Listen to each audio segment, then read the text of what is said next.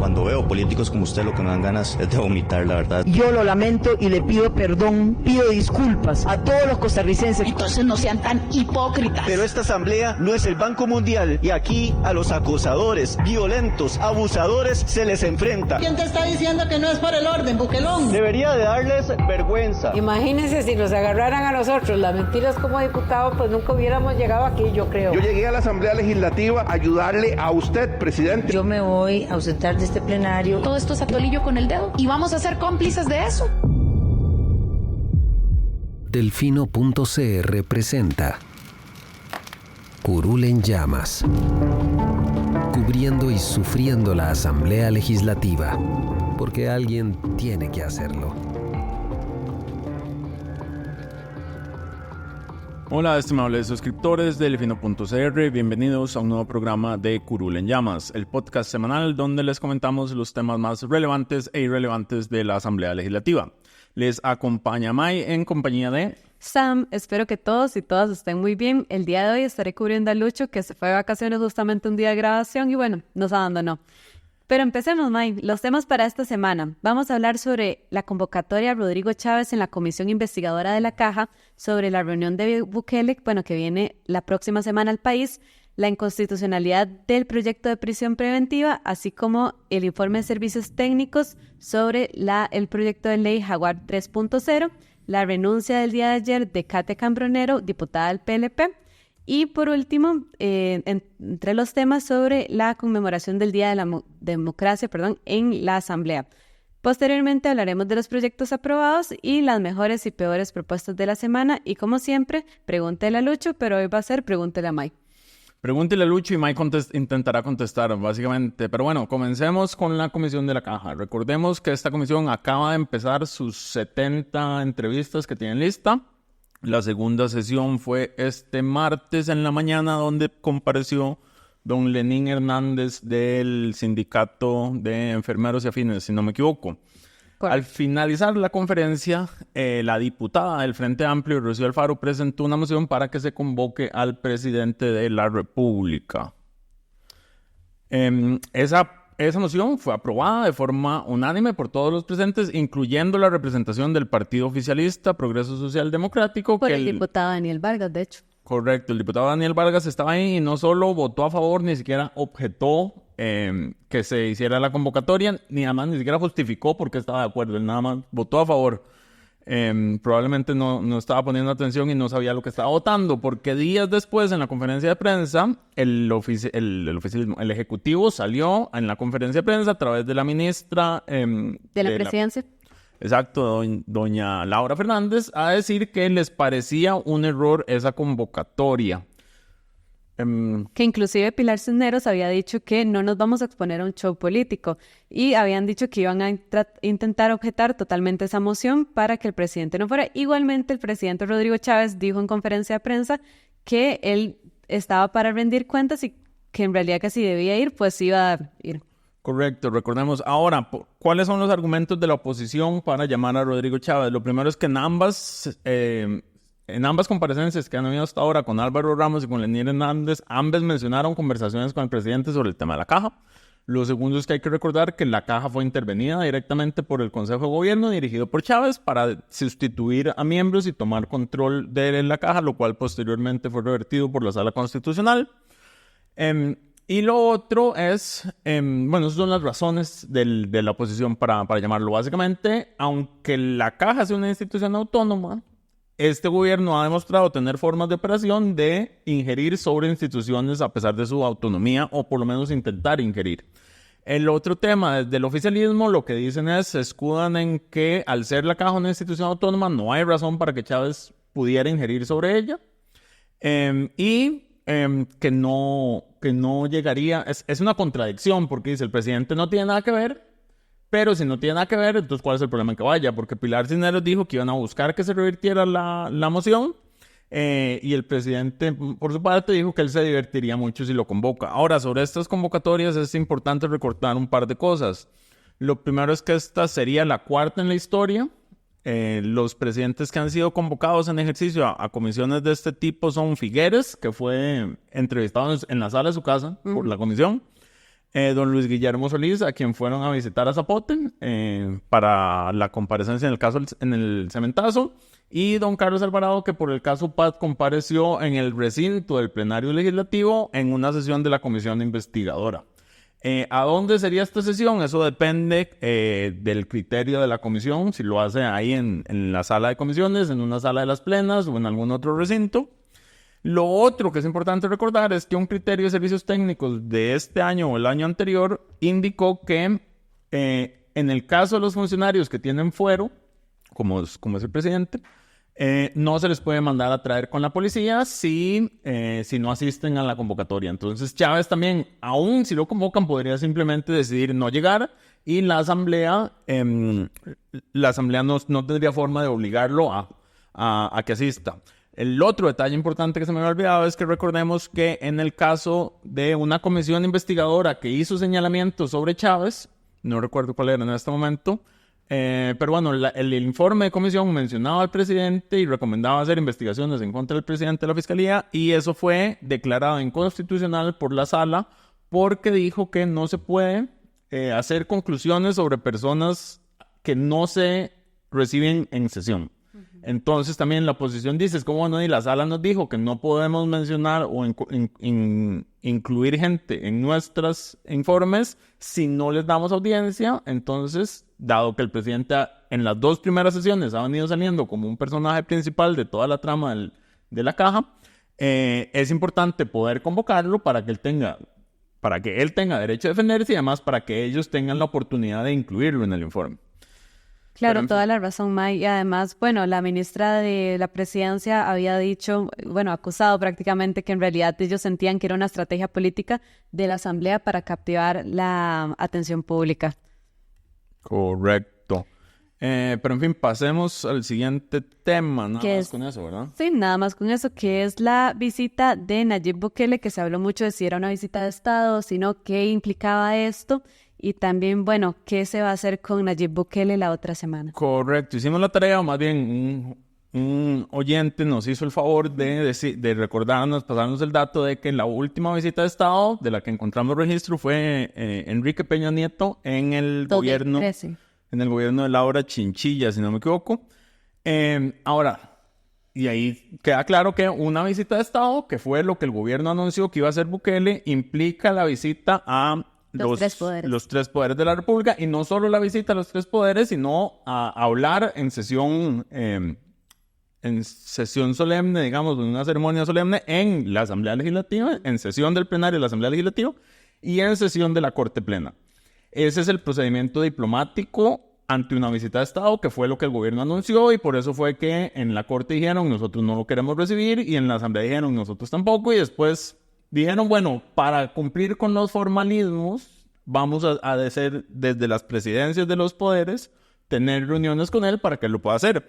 Lo que sucedió es que el lunes de esta semana se informó que Chávez tuvo una llamada con Bukele y acordaron que, y esto no lo dijeron así, pero básicamente acordaron que no es una visita de Estado, será una visita oficial, pero no es una visita de Estado como tal, porque justamente no va a visitar a los otros poderes. Chávez calificó la negativa de irrespetuoso. De hecho, le dijo que era inaceptable y una ofensa al pueblo de El Salvador. Inclusive le dijo a don Rodrigo Arias que podía seguir tomándose su cafecito en su oficina porque usted no va a saludar al presidente Bukele, ni el presidente Bukele lo va a saludar a usted. Claro, como si quisiera, o sea, como si le afectara. Chávez, Arias y don Orlando Aguirre lo iban a hacer para cumplir con el protocolo de las visitas oficiales. Para Chávez y Bukele eso no fue suficiente y se dieron por ofendidos, cancelaron la visita de Estado y será solo una visita oficial, en la cual se conoció que se le dará un reconocimiento al presidente Bukele de parte del gobierno de Costa Rica. La Orden Nacional de Juan Mora Fernández, ¿verdad? La cual yo ni sabía que existía ni que teníamos, pero yo bueno, menos. Símbolos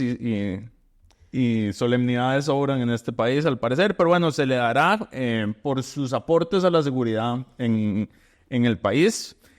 Como parte de la visita también se irán a la Reforma. Harán una cena de gala en honor a Bukele también. Habrá una cena de gala, exacto. Y una ceremonia de honores también en la escuela Buenaventura Corrales. Exacto, eso es la agenda. Pero bueno, Chávez trató de hacerse el ofendido y bueno, lo que hizo fue bajarle la categoría a la visita de Bukele. Ahora, y aquí es donde Chávez claramente se le olvida, una visita de Estado implica los 3 poderes. Se le olvida que tenés que tener buena relación con los 3 poderes para acordar este tipo de cosas. Ahora, en este caso, el rechazo no es porque es Chávez el que lo traiga, es por los antecedentes de abuso a la institucionalidad y al poder que ha cometido Nayib Bukele en su país, cambiando la sala constitucional para poder aplicar la reelección, aplicando decretos de emergencia para extender su mandato, para extender su poder en El Salvador. Y bueno, ciertamente los datos dicen que la seguridad ha mejorado en El Salvador, pero ¿a qué costo? Totalmente, sí, prácticamente eso fue lo que dijeron, que querían discutir más que todo temas de políticas de seguridad, pero creo que por ahí está ese tema.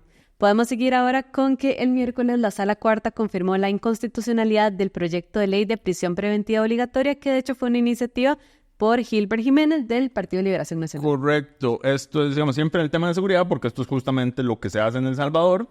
Se encarcelan personas sin levantarle cargos, nada más por sospecha de que sean mareros, y que ser mareros es suficiente para que entren en prisión preventiva. El proyecto había sido aprobado en primer debate, no recuerdo con cuántos votos, pero con la oposición de la bancada del Frente Amplio y doña Gloria Navas. La consulta se presentó con las firmas adicionales de doña Katia Cambronero, todo el Frente Amplio, ya te busco. María Marta Padilla, sí, Gilbert Jiménez, Dani Vargas, Alejandra Lares, Dinora Barquero y sí, Frente Amplio. Ellos fueron los que presentaron la consulta. Ajá, sí. Correcto. Exacto. Ahora, ¿por qué la sala lo declara inconstitucional? De momento solo se conoce el por tanto de la sentencia, o sea, no está el fallo integral, pero básicamente el proyecto lo que hace es que establece una prisión preventiva obligatoria, la cual ya en la Corte Interamericana de Derechos Humanos señala que eso va en contra de los derechos humanos.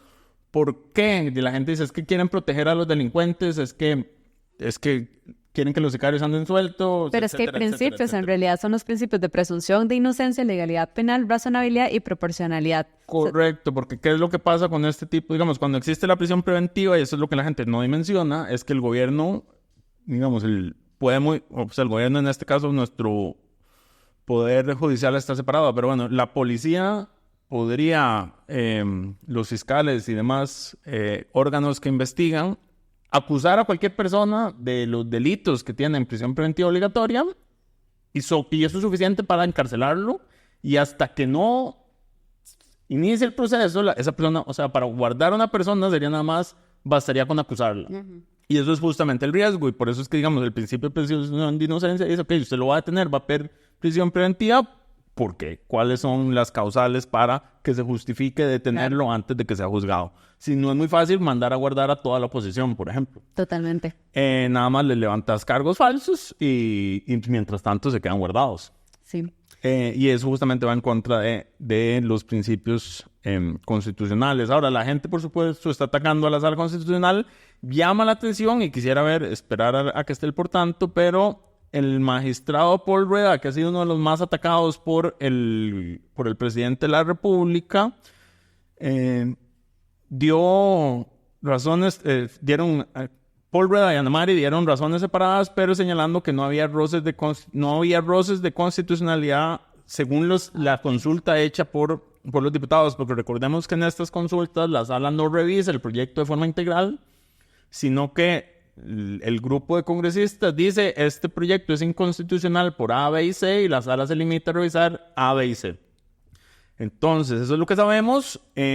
Pareciera que el bullying de Casa Presidencial tiene efectos, y alguien que yo hubiera esperado que se declarara en contra de esta propuesta, al final terminó votando que no era inconstitucional. No, totalmente. Y ahora lo que queda es que se redacte la totalidad de la sentencia, se notifique a la Asamblea Legislativa y, bueno, esta va a remitir a estudio la Comisión de Consultas de Constitucionalidad y, por último, ahí van a definir si la propuesta es salvable o bien se archiva al ser constitucionalmente imposible promulgarse. Correcto. Recordemos que en este caso los vicios encontrados son de fondo y en nuestra legislación, cuando se consulta a la sala de forma previa a la aprobación de las leyes, los vicios de forma anulan, digamos, hay que devolver el proyecto al momento en que se generó el vicio para poder salvarlo. Por los vicios del fondo, la Asamblea tiene la potestad de no escuchar a la sala y aprobar el proyecto tal y como está, Sin embargo, se expone a que apenas la ley se empiece a aplicar, los abogados de las personas defensoras empiecen a meter acciones de inconstitucionalidad y que la sala reitere su criterio de que la ley es inconstitucional y anule todo lo sucedido. Pero, en fin... En fin, sí. Seguimos con el tema de que hubo bastante apogeo en realidad ayer sobre la renuncia de Katia Cambronero del Partido Liberal Progresista, y con esto ella se convierte en la tercera diputada independiente de la actual Asamblea Legislativa, May. Correcto. La diputada quien ha estado abiertamente separada de su fracción en la interacción, digamos, y en sus relaciones más que todo, decidió finalmente renunciar al partido político y declararse diputada independiente. Bueno, y no solo ella, también se fueron 13 asambleístas que se lo comunicaron justamente el día de ayer a la Asamblea Nacional. Y fue curioso porque los diputados del PLP salieron diciendo que ellos no tenían ni la más mínima idea de que Katia Cambronero iba a renunciar, pero ya después dijeron que, bueno, se lo esperaban por cómo votaba, cómo se alineaba inclusive con el PLN y el FA.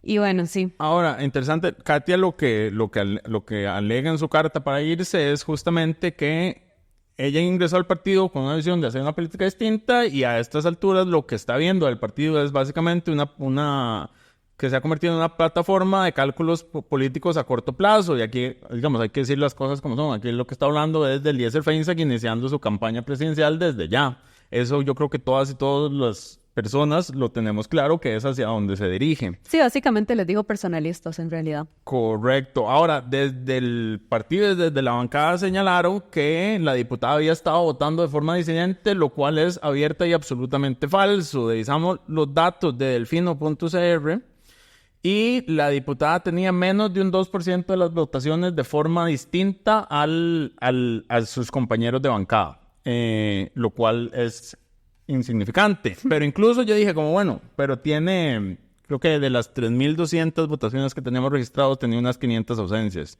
Y yo dije, bueno, puede ser que se estén quejando de que no está en las votaciones o que se está saliendo. Fui a revisar los datos y Katia Cambronero era la diputada del PLP con mayor asistencia a las votaciones de toda la bancada.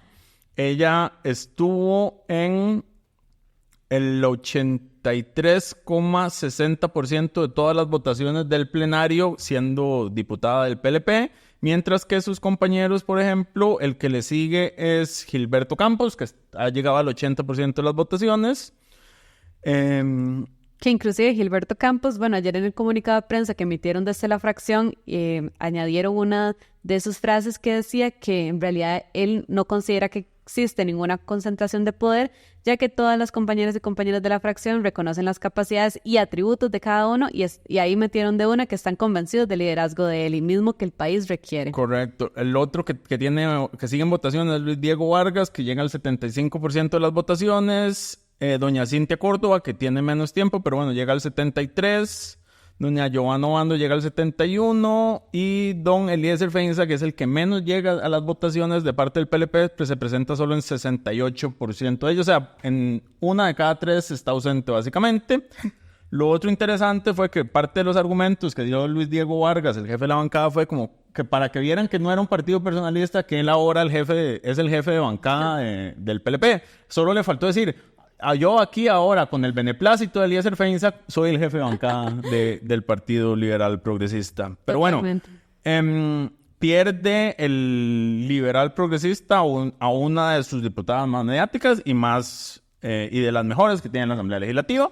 Y por eso hoy la nombramos como diputada de la semana. Correcto. Yo aquí quiero señalar porque...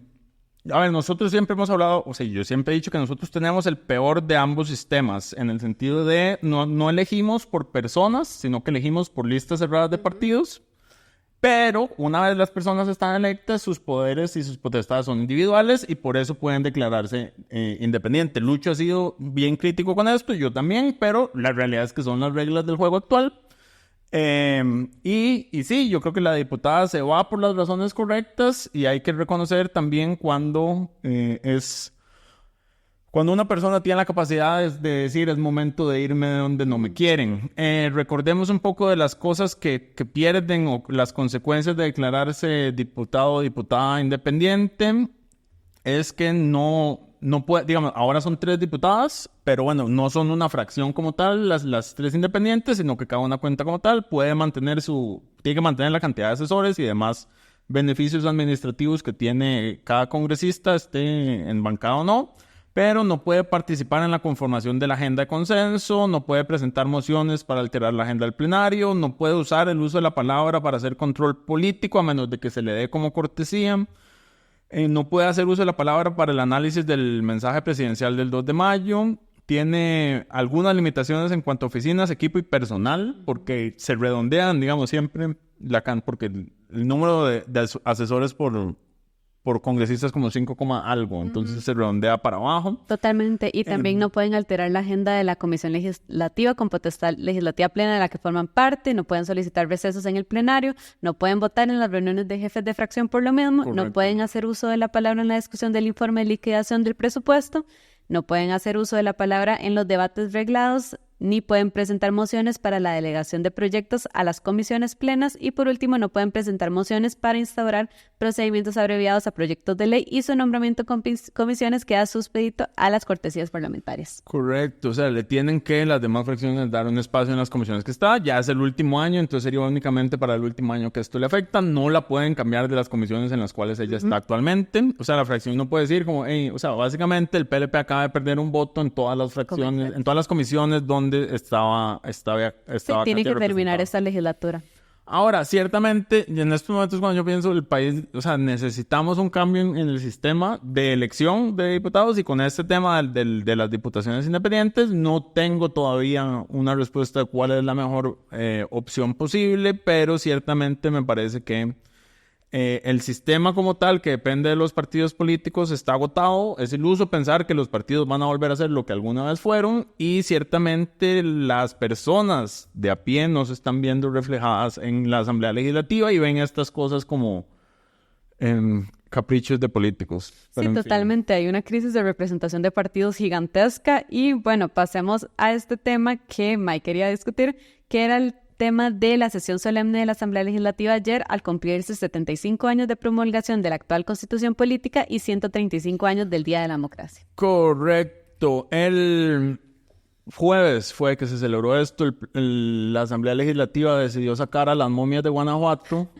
y llevó a todos los expresidentes y expresidentes de la Asamblea Legislativa. Estoy seguro que olía naftalina al plenario.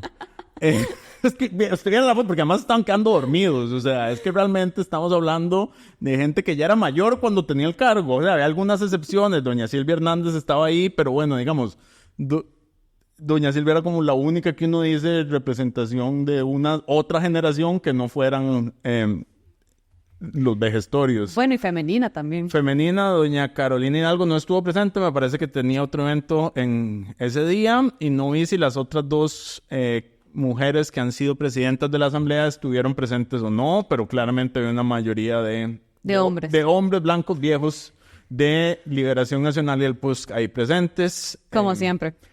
Ajá, en fin, yo quería mencionar esto porque, bueno, se dieron sus discursos y los discursos son los mismos de siempre. Yo sé que es un acto solemne, digamos.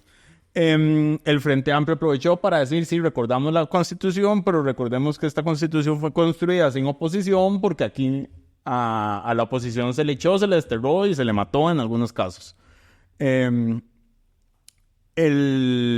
oficialismo, o sea, Pilar Cisneros aprovechó para tirar que la Constitución es muy bonita, pero los mismos de siempre se pasearon en ella y hizo un señalamiento que es donde yo sigo diciendo la oposición sigue sin entender el contexto y el lugar donde está parada y el juego que se está jugando, porque Pilar Cisneros aprovecha y dice, como es que Liberación Nacional y la Unidad se volvieron en castas, o sea, utilizando incluso términos del presidente de Argentina, Milei, se convirtieron en castas, ¿cómo se llama? Que caen en nepotismo y todo queda entre los mismos, ¿verdad? O sea, como diciendo, es la misma gente velando por sus propios intereses que se perpetúa en el poder. Seguidamente aparece el jefe de fracción del Partido Liberación Nacional, Óscar Izquierdo, y las intervenciones que decide hacer es decir que se va a salir del protocolo para felicitar a don Antonio Álvarez de Santi, que estaba ahí como expresidente de la Asamblea, por tener a la hija que tiene como compañera de bancada, y felicitar a don, no me acuerdo el nombre, pero al papá del diputado Alejandro Pacheco, también expresidente de la Asamblea Legislativa, por su hijo, que es compañero de la bancada legislativa. O sea, básicamente, Óscar Izquierdo decidió decir como, sí, vean cómo yo demuestro todo lo que dijo Pilar Cisneros es cierto, y somos un grupo cerrado de una casta política que se perpetúa en el poder a través del nepotismo. Nepotismo totalmente. No entienden, están completamente perdidos y piensan que seguir tirándole al presidente y que el populismo de Chávez y su discurso incendiario es suficiente para que la gente salga del malestar en el que está con un sistema político que les ha fallado históricamente, y no reconocer que ciertamente ambos partidos han cometido múltiples errores en ese sentido y ciertamente tienen prácticas nepotistas que se ven reflejadas en esta Asamblea Legislativa. No, totalmente, y lo que hacen es enaltecer el discurso que dio Pilar Cisneros, que también, como siempre, aprovechó para posicionar o embellecer la figura de Rodrigo Chávez como este outsider que se echó encima las poderosas fuerzas de la institucionalidad, como dijo, para obstruir esta labor del gobierno todos los días. Exacto, que también fue interesante que el diputado Ariel Robles aprovechó para recordar que Pilar Cisneros habla de Rodrigo Chávez como alguien completamente ajeno, pero que el papá de Chávez fue gerente del IDA, del Instituto de Desarrollo Agrario, en los años durante el gobierno de Monge, si no me equivoco, y que además, bueno, y no se puede negar, fue ministro de Hacienda del gobierno del PAC. Entonces, así como que no sea parte de los mismos y esté completamente alejado es una narrativa que él ha sabido vender, pero ciertamente hay antecedentes de su familia con Liberación Nacional. Él lo rescató en sus redes sociales. Pero bueno, eso era mi comentario con ese tema. Sí, correcto, ¿no? Y siempre pensar mucho en eso de qué implica si se llama una nueva constituyente, cómo quedaría esta constitución política, cuáles son las fuerzas que se involucrarían. Entonces, dar ese balance también de la constitución política bajo esa conmemoración. Vamos ahora con los proyectos aprobados de esta semana. Segundo, porque se te olvidó un tema. Esta semana se presentó el informe de servicios técnicos ante la consulta del Tribunal Supremo de Elecciones sobre el proyecto de ley Jaguar 3.0. Recordemos que tras la segunda sentencia de la sala, el proyecto quedó reducido a un único artículo que reforma la redacción del artículo 12 de la Ley Orgánica de la Contraloría para indicar que la Contraloría no podrá sustituir o abarcar asuntos que corresponden a las competencias de la Administración Pública Activa, lo cual la sala dijo, eso es redundante, pero no es inconstitucional porque ya es así. Entonces, el Tribunal Supremo, ante la solicitud de referéndum que presentó el esposo de Pilar Cisneros, consultó a la sala si la reforma hacía algo realmente. Servicios técnicos contesta, esta vez no se ha hecho un escándalo de por quién firmó el informe. Supongo que fue Fernando Campos Martínez. El gobierno probablemente no le ha encontrado qué sacarle, pero que se prepara don Fernando. En resumen, lo que se dice es que el proyecto es inconexo, no reforma, deroga ni innova. Básicamente no hace absolutamente nada. Porque lo que dice es como ya la sala dijo que la Contraloría no hace esto, meterlo en la ley es completamente irrelevante. Lo que pasa es que lo que el gobierno está entendiendo por administración activa y que quiere, comillas, resolver con esta reforma, realmente no es lo que sucede en la práctica. Y entonces el proyecto no es inconstitucional, es innecesario, básicamente. Ahora el tribunal le corresponderá decir qué hace con esto. Porque yo no sé qué tanta discreción tiene el Tribunal Supremo de Elecciones para decir como no podemos someter a referendo algo porque es irrelevante para que nos cueste 3.000, ¿cuántos son? 3.000 millones de colones, lo que cuesta hacer un referéndum. En fin, yo creo que ya este tema está muerto, pero el gobierno probablemente insistirá. Dudo que haya una versión 4.0. Esperemos que no. Esperemos que no. Mi temor sería que el gobierno diga como, bueno, no me dejaron cambiar eso, vamos a llevar este otro tema de referéndum y empecemos desde cero con una propuesta mal planteada del Ejecutivo de reformar algo que no resuelve nada. Bueno, y considerar que cada vez estamos más cerca del periodo electoral. Y ya se cierra el margen de acción para que se pueda convocar un referéndum. Era 6 semanas antes de que inicie, ¿verdad? O sea, la fecha límite para que se pueda realizar un referéndum es agosto del 2025. Agosto, exacto. Después ya habría que esperar a la próxima Asamblea Legislativa. Ahora, otro dato interesante que sucedió en la Comisión de Asuntos Jurídicos es que antes de presentar la Ley Jaguar 1, el Poder Ejecutivo tenía un proyecto de ley para hacer esta reforma legal que se quiso presentar una de las reformas que se quiso presentar por la vía de referéndum, que cambia el artículo 67 de la Ley General de Administración Pública para posibilitar la excepción de compra y arrendamiento de bienes inmuebles para que sea aplicable para construir. Es básicamente un proyecto de ley para que el gobierno pudiera hacer ciudad-gobierno y cualquier otro proyecto a dedo, de la forma en que ellos quieren. La Comisión de Asuntos Jurídicos rechazó el proyecto, entonces pasará al archivo. Bueno, se podría presentar un dictamen de minoría, supongo, porque alguien lo tuvo que haber votado a favor, pero los dictámenes de minoría pasan al último punto de la agenda, entonces eso básicamente ya murió. También, gran semana para Rodrigo Chávez, ¿ah? Sí, totalmente. Pero bueno, ahora sí, pasemos con la siguiente sección. ¿Saben cuál era? Que va a ser los proyectos aprobados, que en realidad esta semana solo se aprobó uno en primer debate, que fue la ley para combatir el cáncer de cervix, que es iniciativa de Paola Nájera del oficialismo y trata más que todo, busca reducir las muertes relacionadas con esta enfermedad a través de medidas de protección, diagnóstico temprano y acceso ampliado a tratamientos. También define el 26 de marzo como el Día Nacional contra el Cáncer de Cervix. Muy bien, recordemos que entramos en el periodo en que se aprueban pocos proyectos porque estamos en extraordinarias. El Ejecutivo, de hecho, el lunes de esta semana hizo un cambio en convocatoria, sacó el proyecto de la modernización del sistema eléctrico, o sea, apertura del mercado, y metió otros 9 proyectos, si no me equivoco, en su mayoría eran chayotes. Sí. Había uno interesante que es que se incluyó en el periodo de agenda, se incluyó en la agenda la reforma constitucional para extraditar nacionales, la cual ya tuvo el visto bueno de la consulta de la Sala Constitucional. Y si no me equivoco, había uno de Gilberto Campos de seguridad que también era importante, relevante, pero bueno. Se volvió a emplear. Recordemos, esta semana empezamos con la primera sesión del periodo de sesiones extraordinarias, teniendo que finalizar antes de tiempo porque se rompió el quórum en la sesión. Y el jueves fue la sesión ceremonial por el 75 aniversario. Entonces la semana legislativa productiva del plenario, productiva si se le puede llamar así, fue más corta de lo usual. Pero bueno, pasemos al siguiente tema. Que es Pregúntele a Lucho, pero bueno, hoy va a ser Pregúntele a Mike. Jesucristo, trataremos de responder todas sus preguntas. Pero empecemos, Sam, decime, ¿qué quiere saber? ¿Qué le quiere preguntar la gente a Lucho? Bueno, empecemos. Primero está Carlos Salas, que pregunta: hola, ¿podrían referirse a las 5 denuncias contra el fiscal y al menos un resumen de las denuncias de los diputados contra el presidente? Gracias. Ok, en resumen, las 5 denuncias del fiscal son sobre el mismo tema. Lo que pasa es que por cada hecho noticioso o cada reporte que se presenta, se abre un nuevo expediente. Las 5 son: una, por que en redes sociales se conoció el viaje de Díaz Sánchez con su pareja Grecia. La otra fue una denuncia anónima que se recibió sobre un nombramiento del Ministerio Público, lo más probable es vinculado a su pareja sentimental. La otra es por las denuncias de Pilar Cisneros sobre la injerencia de Chávez en el nombramiento de su pareja. La otra es por la denuncia de la diputada Paola Nájera sobre el viaje de Díaz con su pareja Grecia. Y la última es por las informaciones adicionales del viaje de Díaz con su pareja a Estados Unidos y Perú.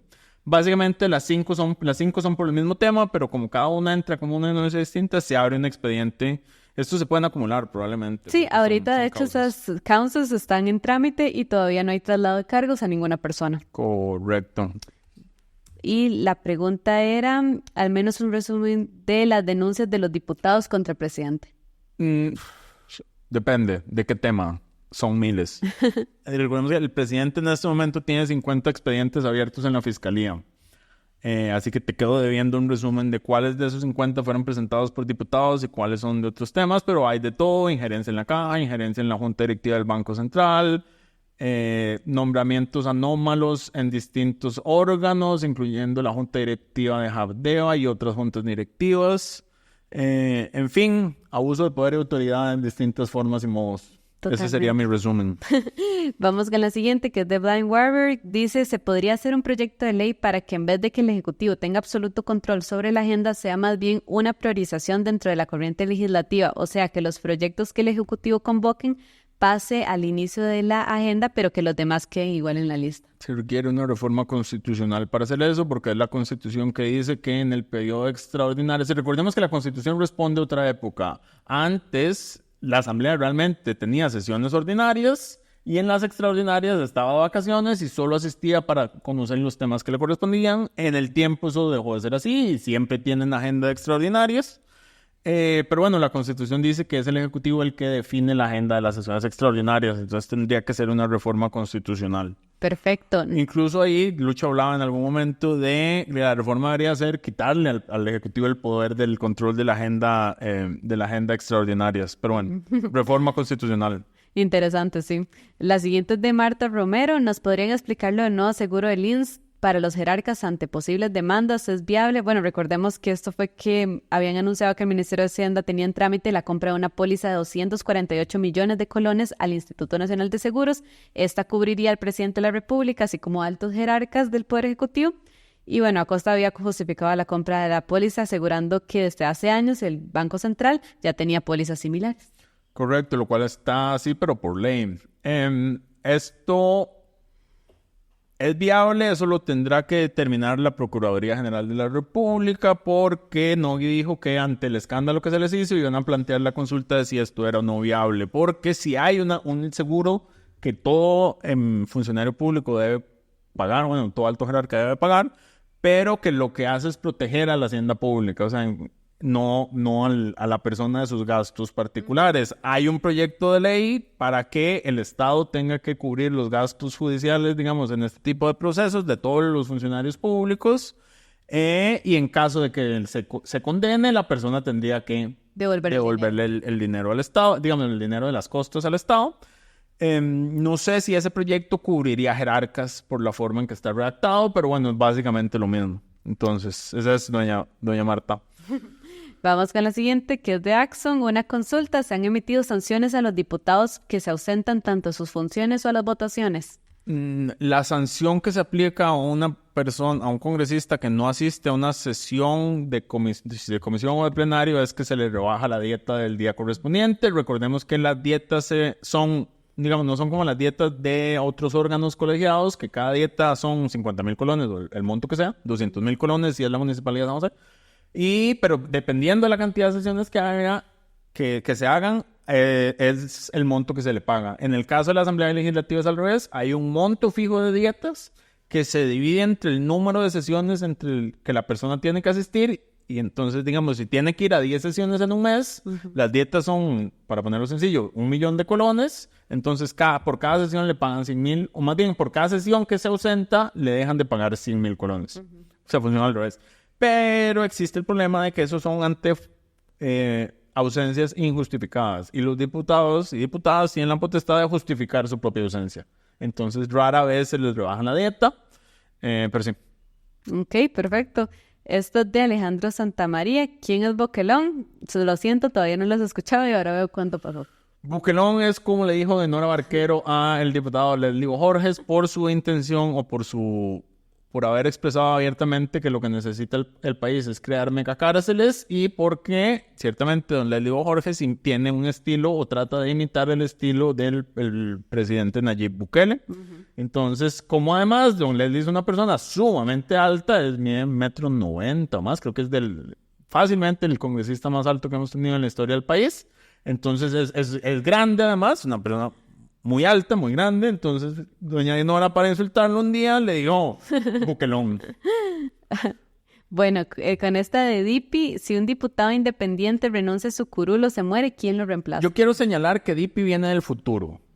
O sea, ¿por qué? Porque me parece interesante esa pregunta. O sea, justamente a consultar sobre qué pasa con los diputados independientes. En una semana que renuncia una diputada, o sea, Dipi sabe cosas. Pero bueno, más allá de eso, ¿qué pasa si un congresista independiente renuncia?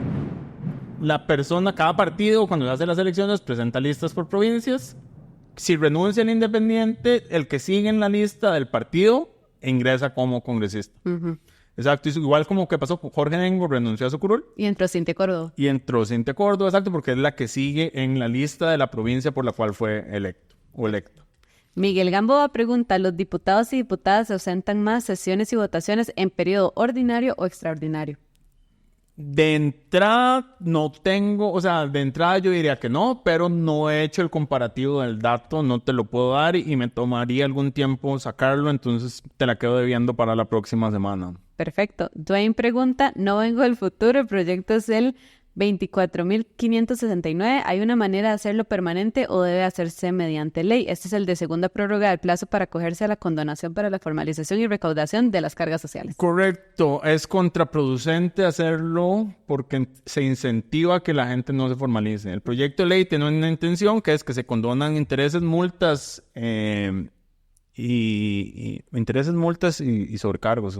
Hay otro concepto que se le cobra a las personas que están atrasadas con la caja o que no están formalizadas. Recordemos que cuando uno va a la caja a formalizarse, la caja le hace un estudio y le dice como, vea, usted viene a formalizarse hoy, pero usted lleva 10 años trabajando y esos 10 años me los tiene que pagar retroactivos.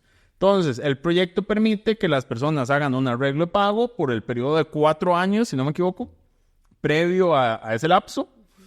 Y que se le condonen los intereses, las multas y demás, pero sí tienen que pagar el principal. Esto porque la sala dijo que el principal no se puede condonar. El proyecto además para otras instituciones que cobran cargas sociales, como el IMAS, FODESAF y demás, o las que hay que pagarles cargas sociales, sí se les condona el interés, el saldo y el principal. El interés, las multas, el saldo y el principal. Si esto fuera una ley ordinaria, es un incentivo para que las personas no se formalicen. La idea de este tipo de condonaciones es generar un lapso de tiempo para que todo el mundo se ponga al día, aumentar el porcentaje de formalidad y con eso que ya las personas formalizadas se queden formalizadas. Porque entonces, digamos, si esto fuera ley, yo no me aseguro por 10 años, voy a negociar con la caja y nada más condono 4 años de deuda.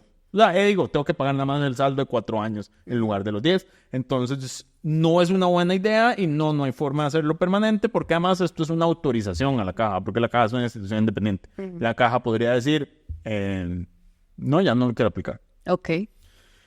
Listo. Y vamos con la última pregunta, que es de Alejandro Garro. Dice, ¿qué ha pasado con los proyectos de ley propuestos por el Tribunal Supremo de Elecciones para reformar el financiamiento de las campañas políticas? ¿Valdría la pena recolectar firmas para tramitarlos como una iniciativa popular o recolectar firmas para que se convoque un referéndum para votar sobre ellas? Esto porque pareciera que no hay incentivos para que la Asamblea haga avanzar por cuenta propia estos proyectos.